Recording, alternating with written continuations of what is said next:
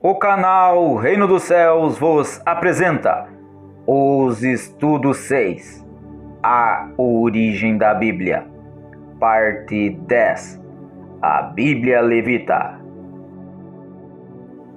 Como vimos nos estudos anteriores, a Bíblia, apesar de sua passagem ao longo desse tempo por diversas formas, versões e traduções, além de uma grandiosa prostituição através da deturpação conforme a cultura conceitual usurpada por aqueles que mudaram a verdade em mentira, continuou e continua intacta quanto aos seus escritos ou textos. O problema é a interpretação cultural e pessoal deles. Nossa intenção nunca foi em momento algum denegrir a imagem da Bíblia, ou sequer colocar em dúvida ou desconfiança a sua equivalência e veracidade. Jamais colocaríamos a Bíblia em descrédito, até porque ela é a palavra de Deus. Nossa intenção sempre foi lhes mostrar a origem da Bíblia e seus escritos, lhes mostrando o real valor e significado daquilo que outros povos deturpam com suas suposições e achismos que contaminaram o mundo com outras formas de interpretar os textos conforme a sua cultura, e logo com isso sim, colocaram os textos sagrados sobre desconfiança. Desta feita, a verdade foi prostituída, e desta forma a prostituição se propagou o mundo afora, e a verdade foi deitada por terra, assim como diz em Romanos capítulo 1, dos versos 18 ao 32, e no livro de Daniel, no capítulo 7 e versículo 25. Mas e qual a verdade? Verdade que os escritos sagrados são israelitas, não gregos e muito menos romanos. A nação escolhida é Israel, não a Grécia e muito menos Roma. Os escritos sagrados são Taná e Brit Hadashah, não Palea de Afique e Cânia de Afique, nem Vetus Testamentum e Novum Testamentum, e muito menos Velho ou Novo Testamento. E os mesmos escritos sagrados foram originalmente e oficialmente escritos em hebraico e aramaico, não em grego e muito menos em latim. Entendido isso, você entenderá todo o contexto dos capítulos 13 e 17 de Apocalipse. Agora o que iremos lhes mostrar não existe por aí vagando, boiando ou dando sopa pela internet livros ou escritos. Eu particularmente nunca vi, mas não é por causa disso que não seja verdade, e sim porque ainda não foi mostrado, explicado e revelado. E hoje é o dia de você poder não só vê-la, como entendê-la. Isto é uma bênção. O que seria a Bíblia Levita? Vamos ver. Para isso terei que primeiro fazer uma introdução. Desta vez não irei fazer rodeio e irei direto ao ponto, exatamente para não confundir a sua cabeça. Pois é daqui a origem da Bíblia. É neste último estudo desta série, A Origem da Bíblia, que finalmente podemos de fato bater o martelo e dizer: é daqui a origem da Bíblia. Como já falamos anteriormente, apesar de já existirem muitos outros escritos nos acervos da Midrash hebraica, principalmente escritos por Noé, a palavra do Eterno propriamente dita só foi dada pessoalmente e honradamente para Moisés. A revelação da palavra do Criador, seus desejos, ensinos e desígnios só foram repassadas a Moisés, o qual fora escolhido pelo próprio Criador como seu representante legal na terra. Deus olhou com carinho para Moisés e o acompanhou desde o seu nascimento. Dali, através da morte das crianças dos hebreus que se multiplicavam muito rapidamente no Egito, as quais passaram a serem mortas pelos egípcios, que temiam o seu crescimento como povo ao passo de serem mais numerosos do que eles. Desta forma, os israelitas passaram a ser oprimidos e cada vez mais rigorosamente escravizados pelos egípcios. Diante disso veio a promulgação da lei de morte a todos os meninos dos filhos de Israel. Veja o que disse o faraó: quando ajudardes as hebreias no parto, e as virdes sobre os assentos, se for menino, matai-o, mas se for menina, poderá viver. Êxodo, capítulo 1, verso 16. Bíblia, João Ferreira de Almeida, século 21. Mas as parteiras, porém, temeram a Deus, e não fizeram como o rei do Egito lhes havia ordenado, mas deixaram os meninos com vida. Êxodo, capítulo 1, verso 17. E o decreto foi: então o faraó ordenou a todo o seu povo: lançai no rio todos os meninos que nascerem, mas deixai viver todas as meninas. Êxodo capítulo 1, verso 22. Como as parteiras temeram ao Criador, por isso Deus foi bom para com as parteiras, e o povo aumentou e se fortaleceu muito. Ele permitiu que tivessem suas próprias famílias. Êxodo, capítulo 1, verso 20 ao 21. Então, um homem e uma mulher dos filhos de Israel se casaram, e ambos eram da tribo de Levi. Naquela época nasceu Moisés, que era belo aos olhos de Deus, e foi criado durante 3 meses na casa de seu pai. Atos, capítulo 7, verso 20. Estes tiveram um filho e o esconderam. Mas vendo que o mesmo crescia e não conseguindo mais escondê-lo, por provisão divina, pois o Eterno estava a lhe cuidar, Moisés foi colocado num cestinho e mandado pelas águas do rio Nilo, até onde se encontrava a filha do faraó a se banhar, a qual, o achando, o acolheu e o pegou para criar, mas não sem antes ter permitido uma ama hebreia lhe criar, enquanto pequeno, no período de amamentação. E mesmo não sabendo a filha do faraó, o Eterno permitiu que a própria mãe de Moisés o criasse. Depois, quando já grandinho, o Criador faz com que a filha do faraó lembre-se do menino hebreu tirado das águas, e lhe permite criar a Moisés no palácio real como fosse ser o próximo faraó, com direito a toda a realeza, para se ter toda a instrução real possível. E assim viveu 40 anos. Assim Moisés foi instruído em toda a sabedoria dos egípcios e era poderoso em palavras e obras. Atos, capítulo 7, verso 22. Depois, lá num certo dia, ao acabar por matar um egípcio, tendo lá suas razões ou não, e descoberto esse seu crime, Moisés foge do Egito para outra cidade e lá casa-se com a filha do sacerdote de Midian. Passado um tempo e após a morte de Faraó, Deus lembrou-se da escravidão dos filhos de Israel e de sua promessa feita a Abraão, Isaque e Jacó.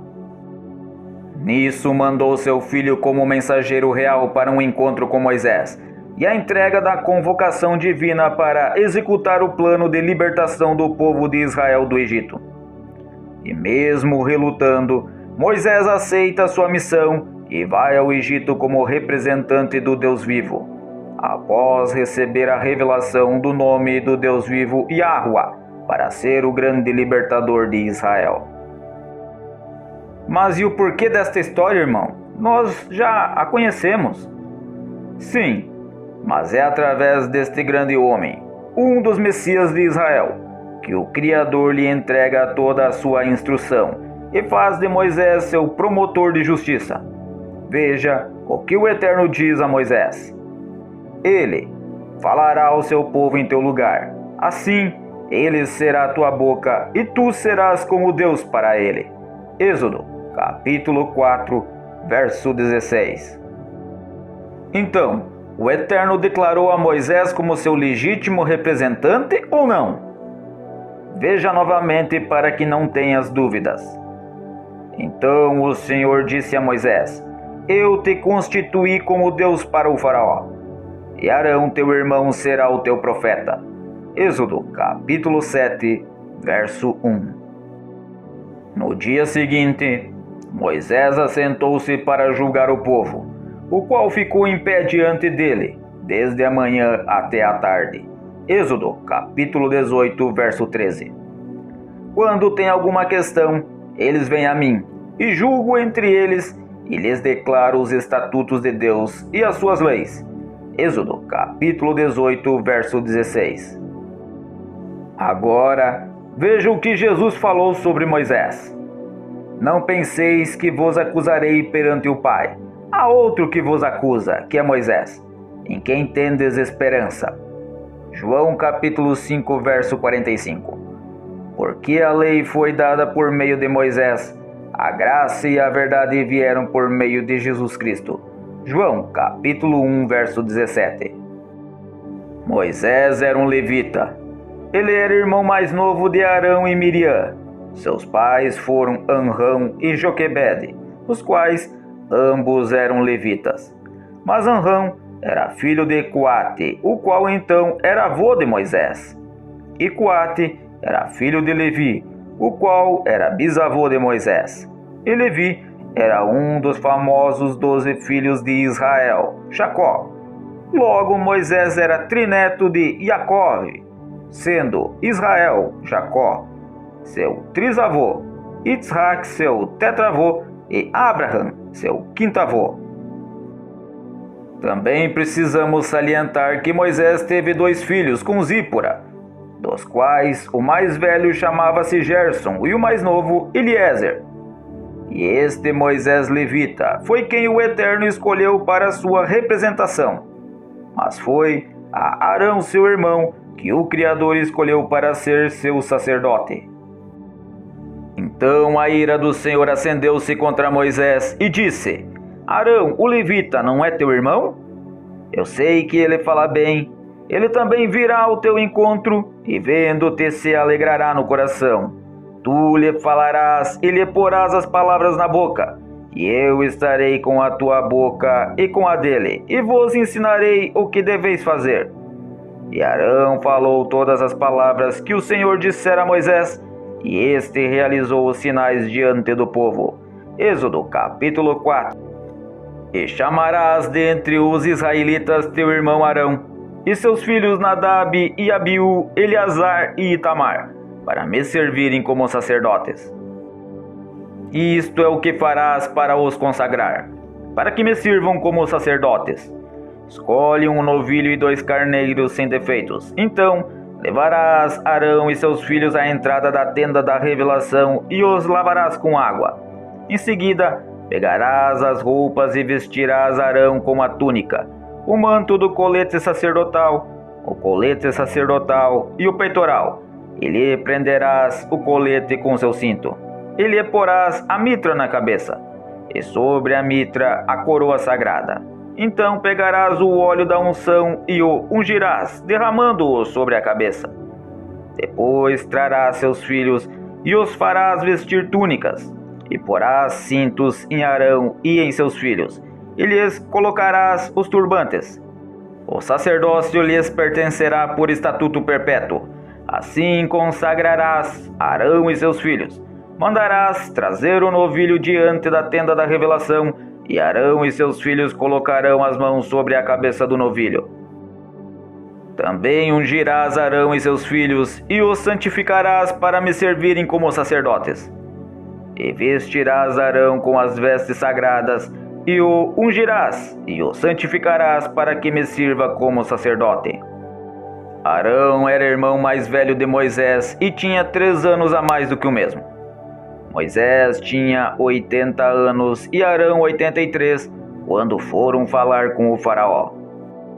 Arão casou-se com Eliseba e com ela teve 4 filhos, Nadab, Abiú, Eleazar e Itamar, os quais também teriam o sacerdócio diante do Senhor. Arão também era irmão de Miriam, e ambos, como Moisés, eram filhos de Amrão e Joquebede, portanto, todos levitas. Coate era seu avô e Levi seu bisavô. Arão tomou por mulher Eliseba, filha de Aminadab, irmã de Nasson, e ela deu à luz Nadab, Abiú, Eleazar e Itamar. Estes são Arão e Moisés, aos quais o Senhor disse: tirai os israelitas da terra do Egito segundo os seus agrupamentos. Depois da morte de Arão, o substituto do mesmo foi o seu terceiro filho Eleazar, uma vez porque os 2 primeiros filhos de Arão morreram ao oferecerem fogo estranho ao Senhor.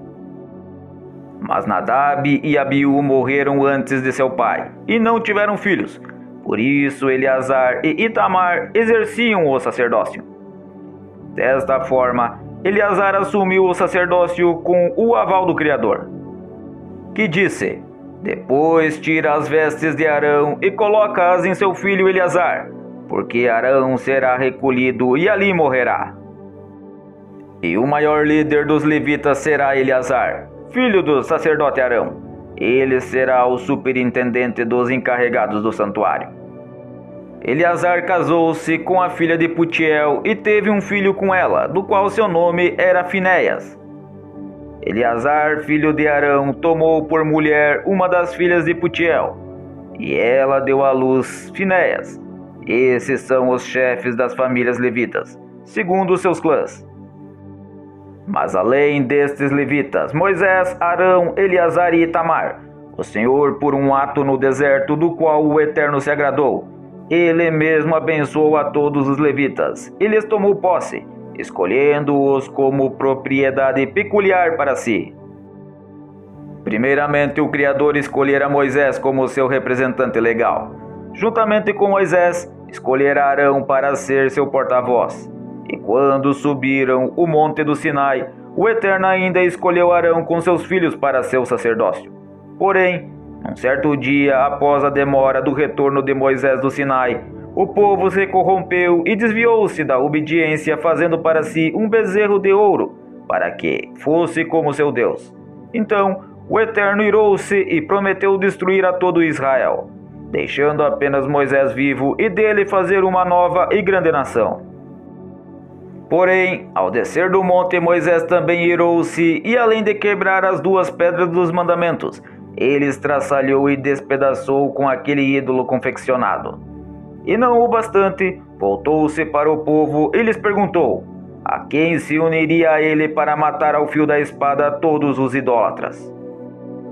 Vendo Moisés que o povo estava descontrolado, pois Arão o havia deixado assim, expondo a zombaria dos seus inimigos, ficou em pé na entrada do acampamento e disse: quem está do lado do Senhor, vem até a mim. Então todos os levitas reuniram-se a ele. Então lhes disse: assim diz o Senhor, o Deus de Israel: deixe cada um a sua espada preparada. Passai por todo o acampamento de porta em porta, e mate cada um o seu irmão, seu amigo e seu vizinho. E os levitas fizeram conforme a palavra de Moisés. Naquele dia morreram cerca de 3.000 homens do povo, porque Moisés tinha dito: consagrai-vos hoje ao Senhor, cada um será contra o seu filho e contra seu irmão, para que hoje o Senhor vos conceda uma bênção. Assim, o Eterno perdoou aos levitas e os tomou como herança. E o Senhor disse mais a Moisés: eu mesmo escolhi os levitas do meio dos israelitas, em lugar de todo primogênito, daquele que é o primeiro a nascer entre os israelitas. E os levitas serão meus, pois todos os primogênitos são meus. No dia em que matei todos os primogênitos na terra do Egito, santifiquei para mim todos os primogênitos em Israel, tanto de homens como de animais. Eles serão meus. Eu sou o Senhor. Então, desta maneira, o Senhor concedeu a honrosa dignidade aos levitas de cuidarem do seu tabernáculo na terra. Tu encarregarás aos levitas o tabernáculo do testemunho, de todos os seus utensílios e de tudo o que lhe pertence. Eles levarão o tabernáculo e todos os seus utensílios, administrarão o tabernáculo e acamparão ao seu redor. Apenas os levitas recebiam o que era para o tabernáculo.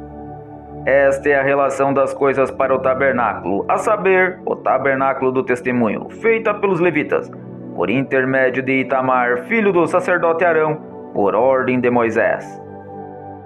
Apenas os levitas desarmavam e armavam o tabernáculo, pois qualquer homem israelita que o tocasse seria morto.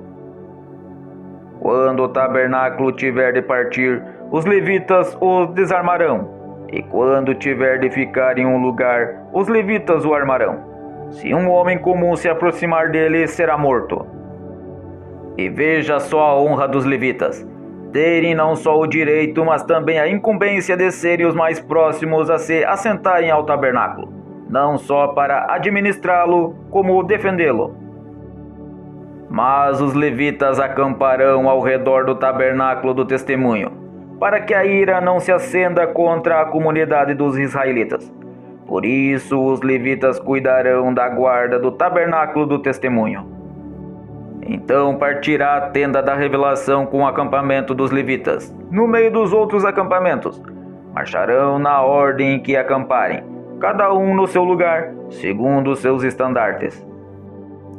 E veja que diz na palavra de Deus que a Torá ficava com os levitas. Também quando se assentar no trono do seu reino, escreverá para si um translado desta lei num livro, do que está diante dos levitas sacerdotes.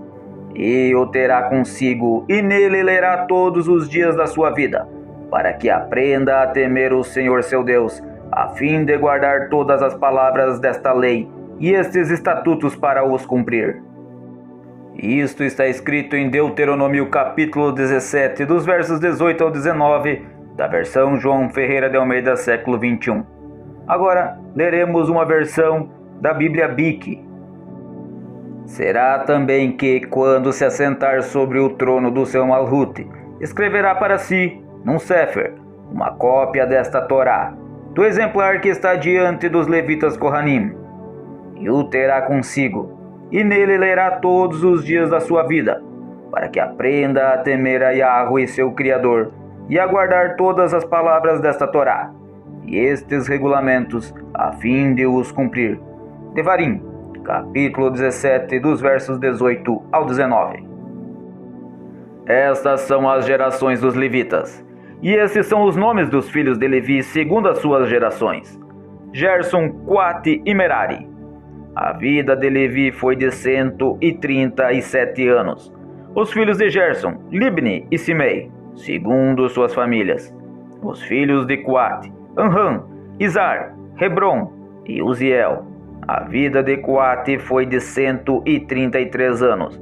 Os filhos de Merari, Mali e Muzi. Essas são as famílias de Levi segundo as suas gerações. Anram tomou por mulher sua tia Joquebede, e ela deu à luz Arão e Moisés. A vida de Anram foi de 137 anos. Os filhos de Izar, Corá, Nofeg e Zicre. Os filhos de Uziel, Misael, Elzafã e Citri. Arão tomou por mulher Eliseba, filho de Aminadab, irmã de Nasson, e ela deu à luz Nadab, Abiú, Eleazar e Itamar. Eleazar, filho de Arão, tomou por mulher uma das filhas de Putiel, e ela deu à luz Finéias. Esses são os chefes das famílias levitas, segundo seus clãs. Acho que não precisaríamos falar mais nada depois desses versículos todos citados, mas precisamos completar o estudo. Levi, no hebraico, significa unido, ligado ou vinculado.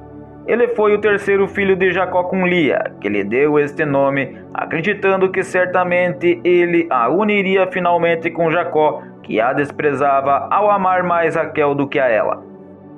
Engravidou ainda outra vez e deu à luz a um filho e disse: agora desta vez meu marido se unirá a mim, porque lhe dei 3 filhos, por isso deu-lhe o nome de Levi. Desta linhagem surgem os levitas. Os levitas eram israelitas da tribo de Levi. Essa tribo foi escolhida por Deus para cuidar do templo e guiar o povo na adoração a Deus. E os sacerdotes do templo eram todos descendentes de Arão, que era levita.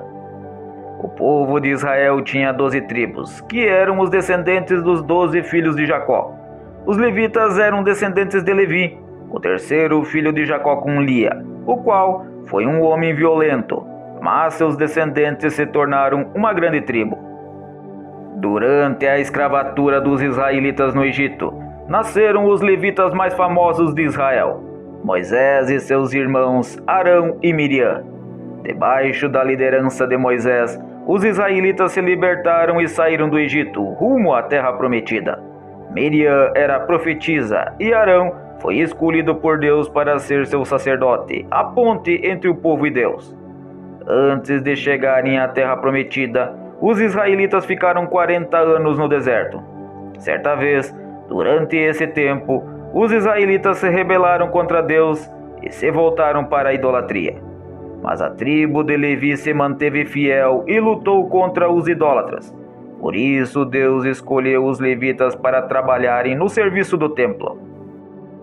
Mas quando Josué conduziu os israelitas na terra de Canaã, os levitas foram a única tribo israelita que recebeu cidades, mas não foram autorizadas a ser proprietários de terra, porque o Senhor Deus de Israel é sua herança.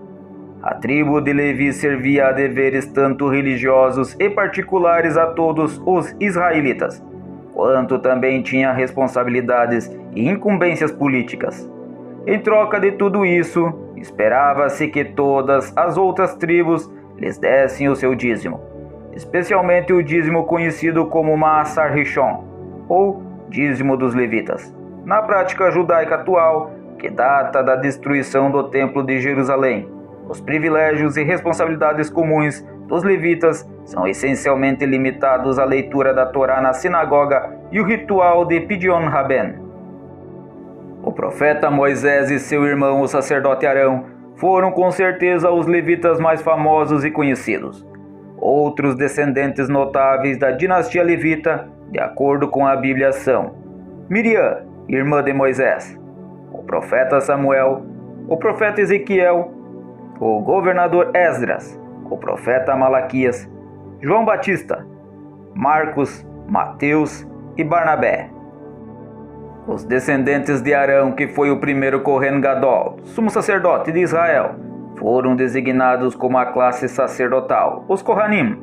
Como tal, os Kohanim compreendem uma dinastia familiar, embora as pessoas que afirmam ser Kohanim têm muitos haplogrupos dentro da tribo de Levi, e assim, todos os Kohanim são tradicionalmente considerados levitas, mas nem todos os levitas são Kohanim. Porém, o levita mais importante que conhecemos certamente foi Moisés.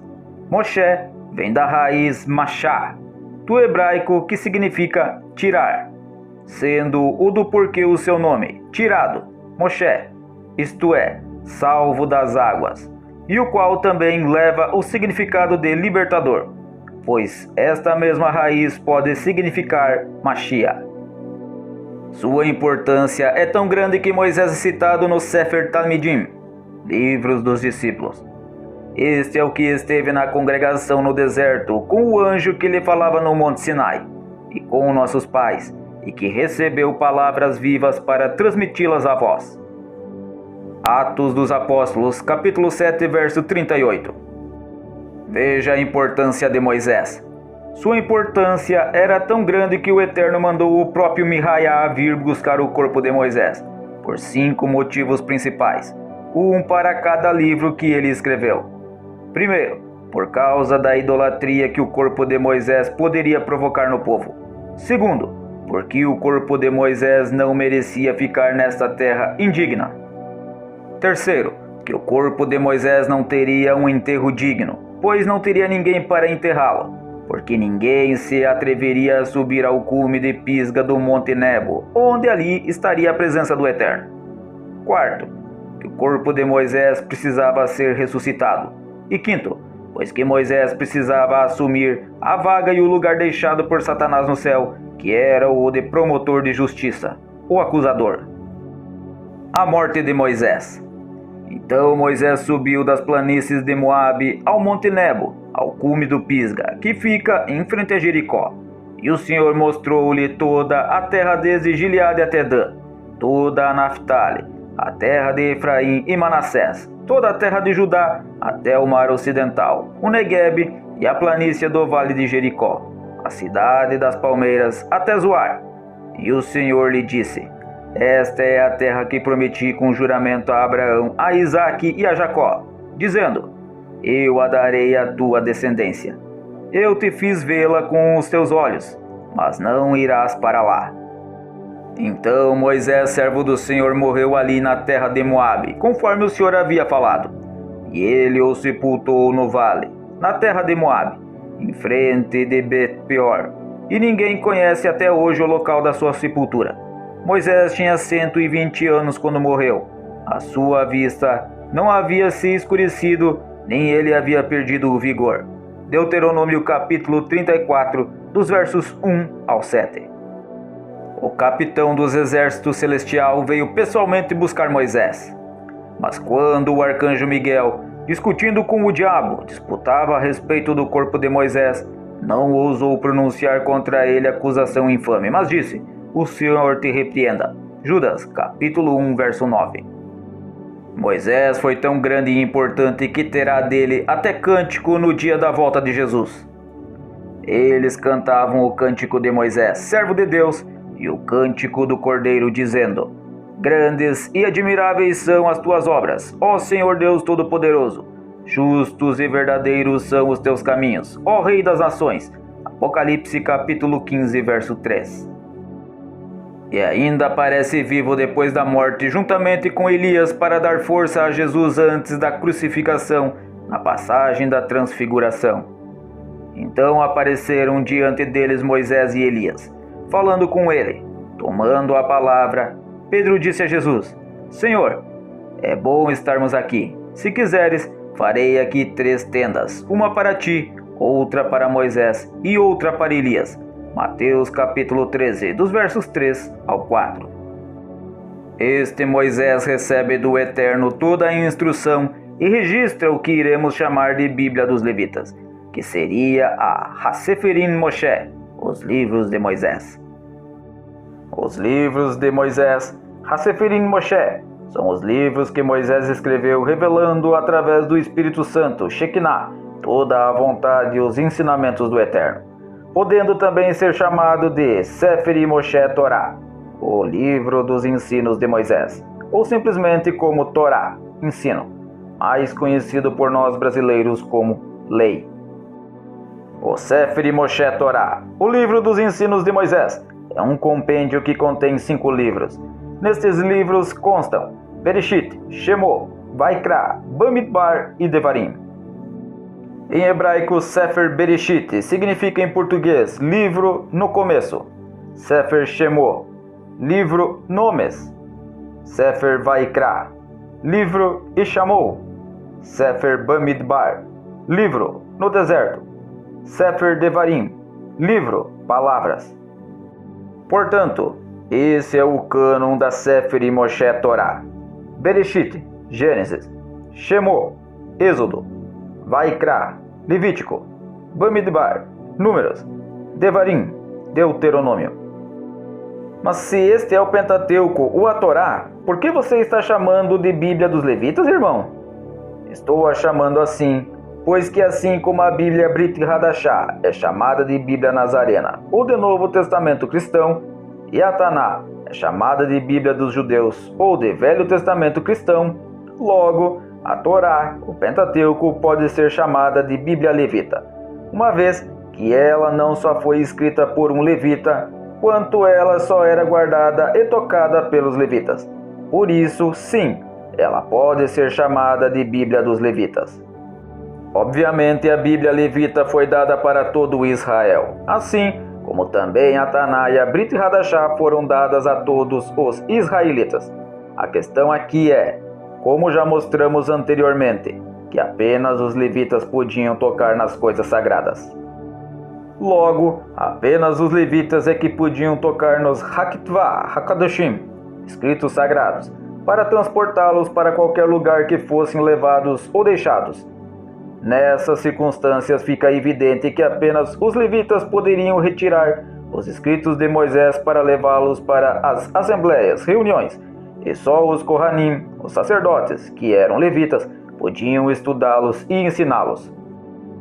Isso significa que todos os escritos de Moisés com toda a revelação do Sinai eram realmente sagrados e reverenciados e tratados como: ó Israel, ouve agora os estatutos e os preceitos que eu vos ensino, para obedecerdes a eles, a fim de que tenhais vida e tomeis posse da terra que o Senhor, Deus de vossos pais, vos dá.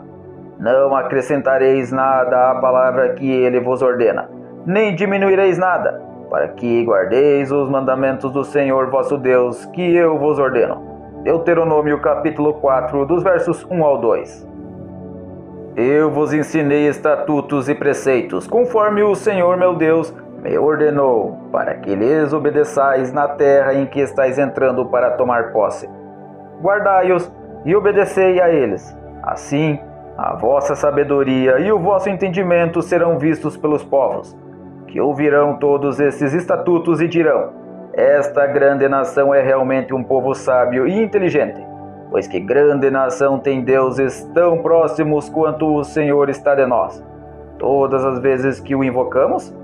E que grande nação há que tenha estatutos e preceitos tão justos quanto toda esta lei que hoje ponho diante de vós? Deuteronômio capítulo 4, dos versos 5 ao 8.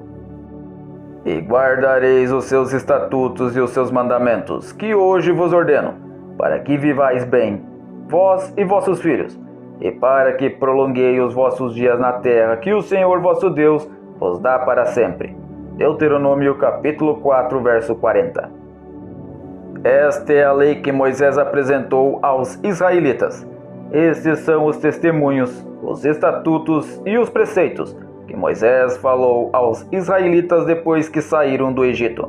Deuteronômio capítulo 4, dos versos 44 ao 45. Andareis conforme o Senhor vosso Deus vos ordenou, para que vivais, estejais bem e tenhais vida longa na terra que ireis possuir. Deuteronômio capítulo 5, verso 33.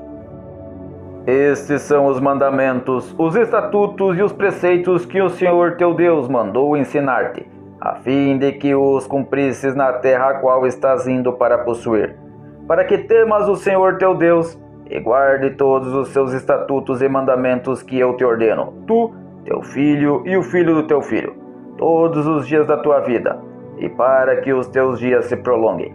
Ó Israel, ouve e tem cuidado de guardá-los, para que vivas bem e te multipliques muito na terra que dá leite e mel, como o Senhor, Deus de teus pais, te prometeu. Ouve, ó Israel, o Senhor nosso Deus é o único Deus. Deuteronômio capítulo 6, dos versos 1 ao 4. O Senhor nos ordenou que obedecêssemos a todos estes estatutos, que temêssemos o Senhor nosso Deus, para o nosso bem em todo o tempo, para que Ele nos preservasse em vida, como estamos hoje. Nossa justiça será cumprir com cuidado todos esses mandamentos diante do Senhor nosso Deus, como Ele nos ordenou. Deuteronômio capítulo 6, dos versos 24 ao 25. Portanto, resumindo, apesar de não haver nada que expresse dessa maneira a verdade, não é por causa disso que ela não o seja. Se a Brit Hadashah foi dada e confiada a uma parte dos israelitas, nesse caso, mais especificadamente aos nazarenos, através da sua escrita pelos discípulos de Yeshua Jesus. A Taná também foi dada a uma parte dos israelitas, e neste caso aos profetas históricos desta nação, considerados por eles como judeus.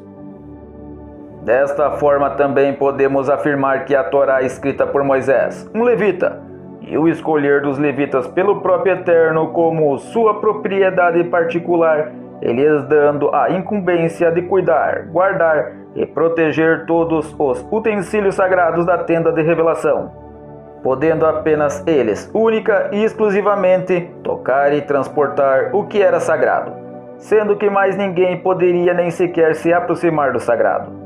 Percebendo e entendendo isso, nos dá sim a dizer que a Torá foi a Bíblia dos levitas.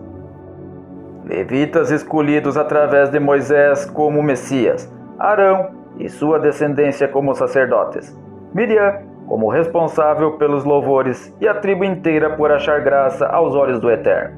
Assim, a Torá foi escrita por um levita, que escreveu Gênesis, Êxodo, Levítico, Números e Deuteronômio, o qual foi levantado não apenas como profeta, mas como libertador de Israel, governador e legislador desta nação. E não bastando isso, recebeu grande honra para assumir o lugar e a vaga deixada no céu pelo querubim caído. Por hoje encerramos aqui. No próximo estudo viajaremos pela origem da Taná, através dos nossos Estudos 7. Aguarde! Ministério Filhos de Deus, a Remanescência. Shalom, Ule Hitraot.